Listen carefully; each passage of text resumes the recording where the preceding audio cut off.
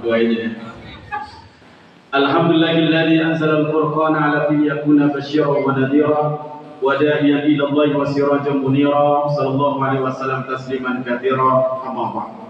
Hadirin jamaah masjid Jami' Raudhatul Jannah yang dimuliakan Allah Subhanahu wa taala. Enggak semua orang loh, Pak, merasa ketemu dengan Ramadan sebagai sebuah nikmat besar. Enggak semua orang mengeluhkan rindu serta bahagia dengan datangnya bulan suci Ramadan. Setidaknya dalam realita kita temukan ada 3 tipe manusia dalam menyambut Ramadan. Yang pertama, ada tipe orang yang biasa-biasa aja ketemu dengan Ramadan. Bagi gue Ramadan gak ada bedanya tuh sama Januari. Ada gak kayak gitu? Halo? Ada gak? Ada, mana dia orangnya? Orang yang seperti ini, kalau kita pakai istilah Al-Quran adalah ulaika humul ghafilun. Dia adalah orang yang lalai. Bagaimana bisa dia membiasakan, bagaimana bisa dia menganggap biasa bulan suci Ramadan? Pada Ramadan saja dipilih Allah Subhanahu wa taala sebagai bulan diturunkannya Al-Quran. Syahrul Ramadan alladzi unzila fihi al-Quran. Ramadan menjadi mulia karena Al-Quran diturunkan di bulan itu. Kota suci, kota Mekah dan kota Madinah menjadi 2 kota suci yang kita kenal dengan Al-Haramain. Kenapa? Karena di 2 kota itulah tempat diturunkannya Al-Quran. 10 tahun di Mekah, 13 tahun di Madinah. Yang kedua, ada tipe manusia yang ketemu dengan Ramadan merasa susah. Ada gak yang kayak begini? Aduh Ramadan, kalau Ramadan datang aku bakalan kambuh. Aduh Ramadan, kalau Ramadan datang warung gua bakalan sepi nih. Ada orang-orang yang kayak gitu juga. Nah, orang yang kayak begini dalam istilah Al-Quran kita pinjam namanya ulaika humul khasirun. Mereka adalah orang-orang yang rugi. Kok bisa-bisanya merasa susah dengan datangnya Ramadan? Pada Ramadan dihadirkan Subhanahu wa taala sebagai bulan penuh rahmat, bulan penuh ampunan, bulan dibebaskannya kita dari siksa api neraka. Nah, yang keempat, mudah-mudahan kita nih Pak, ulaika humul muflihun. Mereka adalah orang yang beruntung, orang-orang yang bahagia. Siapakah mereka? Mereka yang memang selalu rindu dengan datangnya Ramadan dan juga bahagia. Seperti bahagianya kita di saat bertemu dengan anak cucu kita. Seperti bahagianya kita ketemu dengan pasangan hidup kita, istri kita, suami kita, atau juga orang tua kita, kakek kita.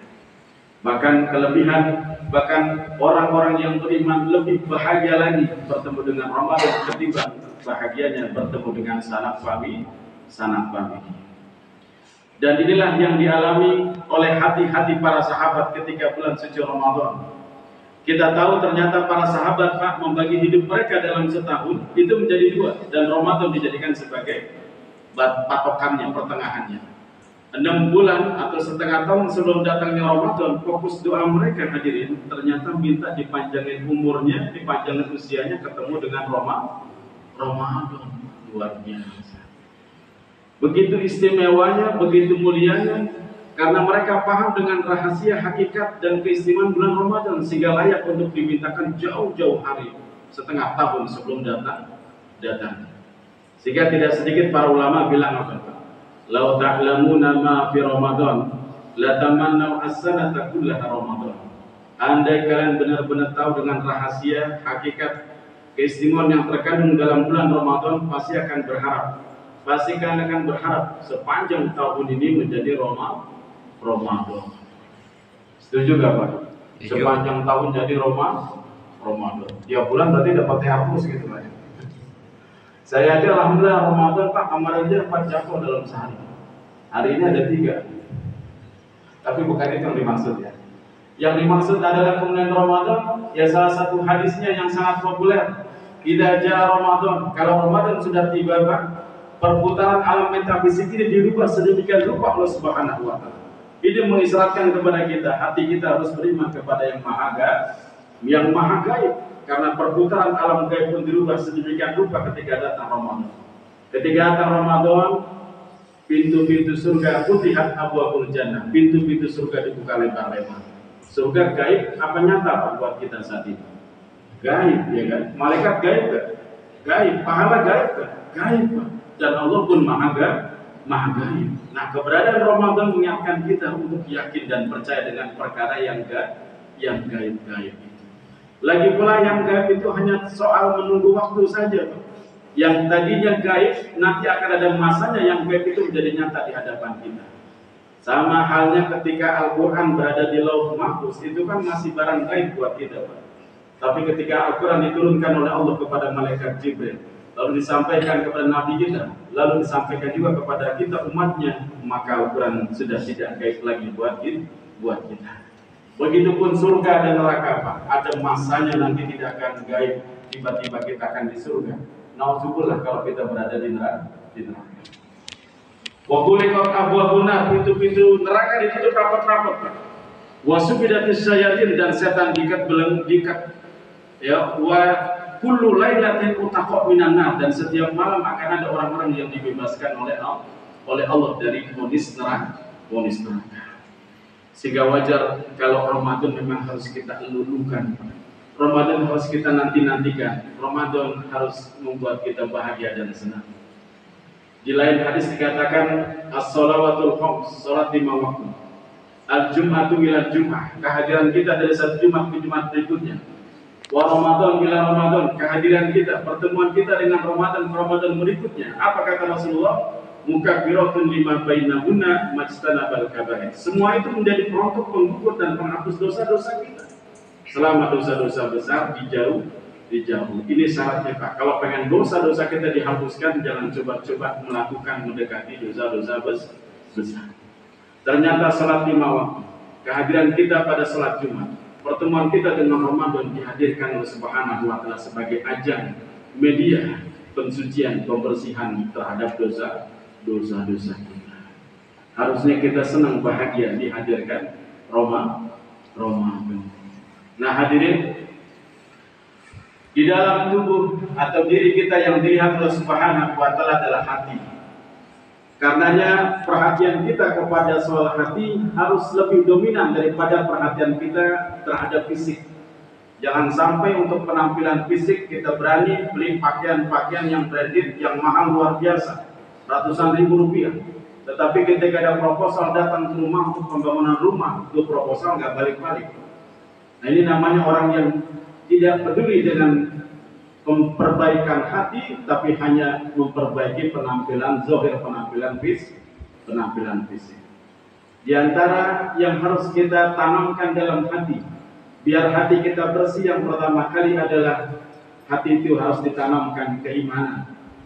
Sehingga wajar kalau Allah Subhanahu wa Ta'ala melalui lisan Nabi kita Muhammad SAW juga menjelaskan tentang bagaimana agar puasa kita, termasuk juga tarawih kita, bisa menjadi kesempatan untuk dihapuskan dosa-dosa kita di masa lalu.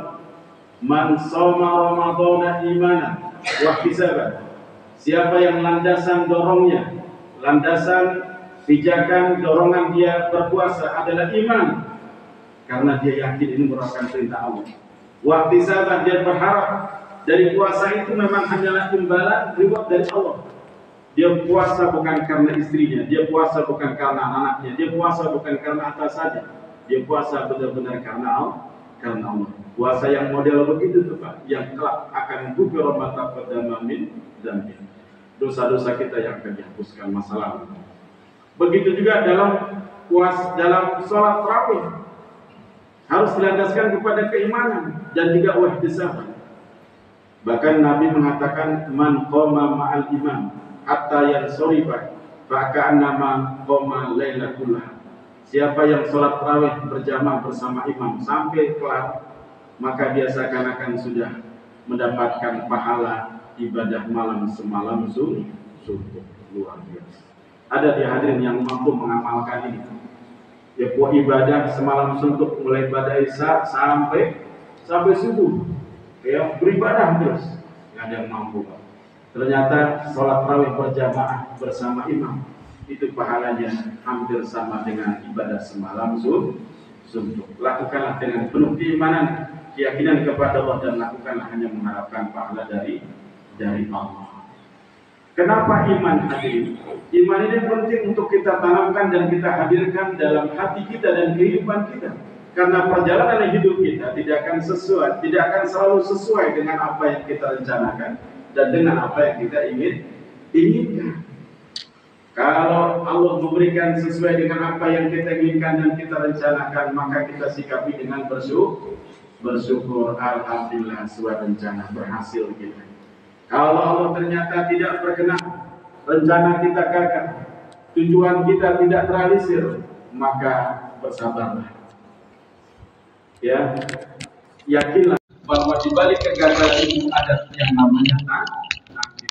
Jangan sampai kita beriman kepada takdir baik, tetapi melenceng, tidak percaya, tidak beriman kepada takdir buruknya Allah. Bagaimana bisa ketika Allah memberikan nikmat yang enak, yang baik, kita bersyukur kepadanya, sementara ketika nikmat itu hilang atau nikmat itu tidak terwujud dan realisir, kita justru mangkir dan marah-marah dengan Allah. Bukan itu beriman yang sebenarnya. Beriman yang sebenarnya adalah gagal maupun berhasil, diyakini semua itu adalah dari Allah, yang harus disikapi dengan bersyukur dan juga bersabar. Ketika bersyukur itu nikmat, bukan saja Allah jaga, tetapi Allah akan tambah. Kan ayatnya jelas tuh kita kepada hafal. Wa idza adzana rabbukum la in syakartum la azid.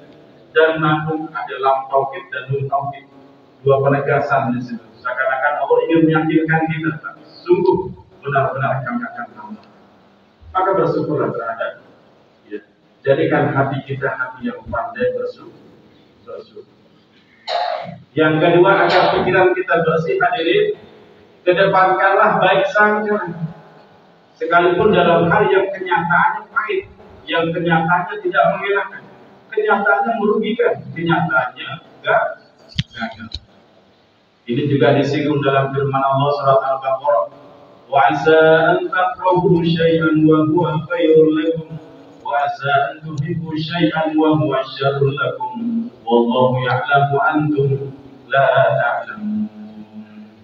Boleh jadi engkau membenci sesuatu padahal dalam sesuatu yang engkau benci itu ada kebaikan buat kamu. Boleh jadi engkau mencintai sesuatu, padahal dalam sesuatu yang kau cintai itu ada sesuatu yang tidak baik buat kamu. Wallahu ya'lamu antum la ta'lamun. Allah yang paling tahu baik buruknya buat kita, sementara kita enggak tahu. Kadang-kadang kita suka gampang sekali panikan. Kadang-kadang kita selalu mengedepankan buruk sangka. Bagaimana nanti nasib saya? Nasib istri saya, nasib anak-anak saya. Apa saya bunuh diri saja? Apa saya ngambil jalan pintas? Dukun mana yang jago kira-kira bikin saya kaya? Ya? Kan bisa aja itu terjadi, Pak, ya. Di saat kita sedang terpuruk. Maka ketika kita mengalami hal-hal yang tidak mengenakan, tetaplah jaga pikiran kita selalu berbaik sangka. Ya, maka kalau kita lihat dalam realita kehidupan, para ulama menjelaskan dalam kasus ini setidaknya ada 4 tipe manusia, ya. Yang pertama adalah tauhidul lillah wa sa'idul fil hayat. Ada orang-orang yang hidupnya selalu taat kepada Allah dan dibikin enak hidup. Sering gak melihat orang-orang yang seperti ini, Mas. Terang aja Pak Haji itu hidupnya enak, bahagia. Memang gak pernah tinggalin masjid. Memang sedekahnya juga luar biasa, akhlaknya cakep. Ini sesuai dengan firman Allah, man amila sholihan min dzakarin aw untha wa huwa mu'min falanuhyiyannahu hayatan thayyibah. Laki-laki maupun perempuan, kalau hidupnya senantiasa menjaga iman dan imannya dibuktikan dengan amal soleh, falanuhyiyannahu hayatan thayyibah, sungguh benar-benar kami akan memberikan kehidupan yang baik kepada. Yang kedua, Pak, ada tipe manusia tauhidun lillah wa ta'izun fil hayat. Ada orang-orang yang hidupnya senantiasa taat kepada Allah, tapi itu dibuat susah. Nah, ini ada 2 kemungkinan. Ya, maka tetap jaga pikiran baik kita di saat kita sedang taat kepada Allah. Kok hidup saya kelihatan susah, ya? Yang pertama, boleh jadi Allah ingin mengangkat derajat kita, Pak, sehingga kesulitan hidup itu, ya kalau kita jalani dengan penuh kesabaran, maka itu menjadi peningkatan derajat kita dan level kita.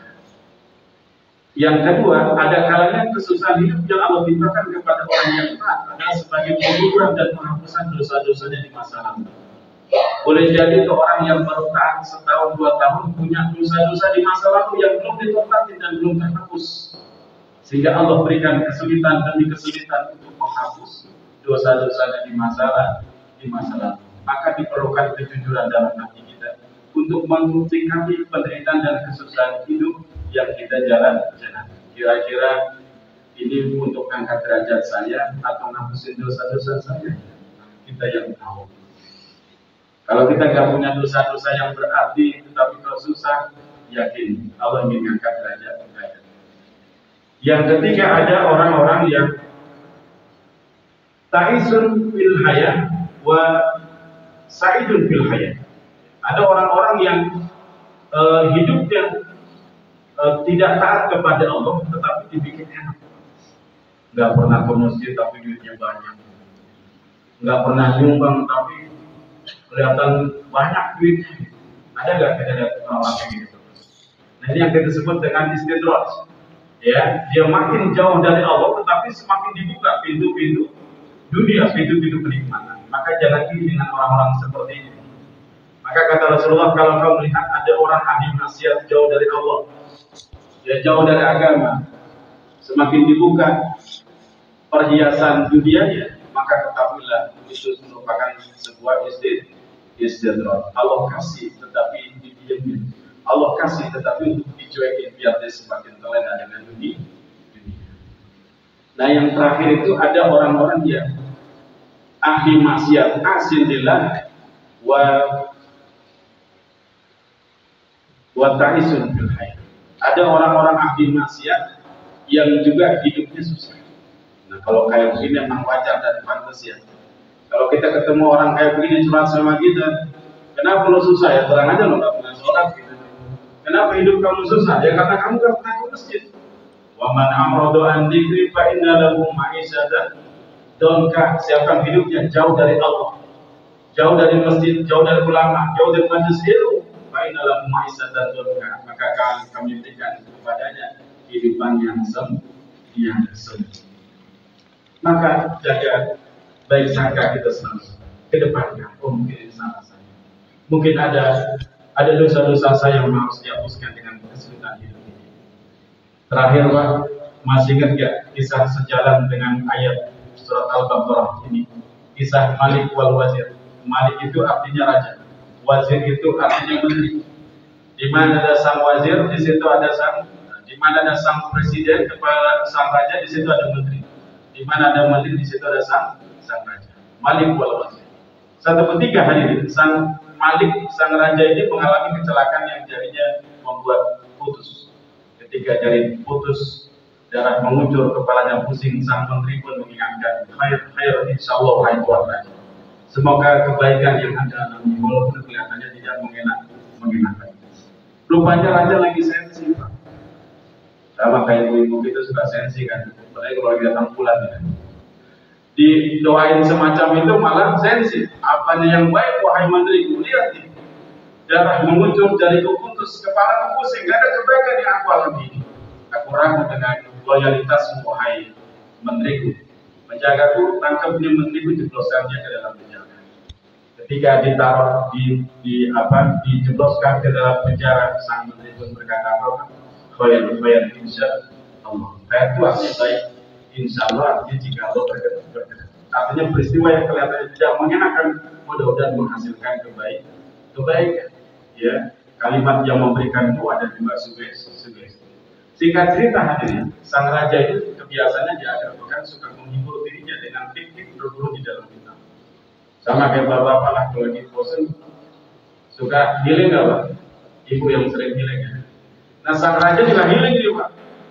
Berburu di hutan. Begitu selesai singkat cerita, dia beristirahat di bawah sebuah pohon yang rindang. Ketika terjaga, betapa kagetnya dia sudah dikerubutin sama orang-orang hutan banyak kanibal.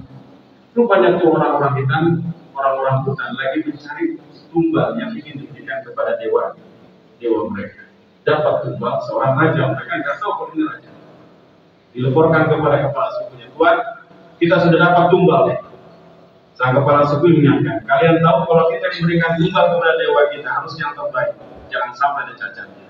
Begitu diperiksa sama kepala suku, Itu raja ditemuin ada jarinya pada guntung, Pak.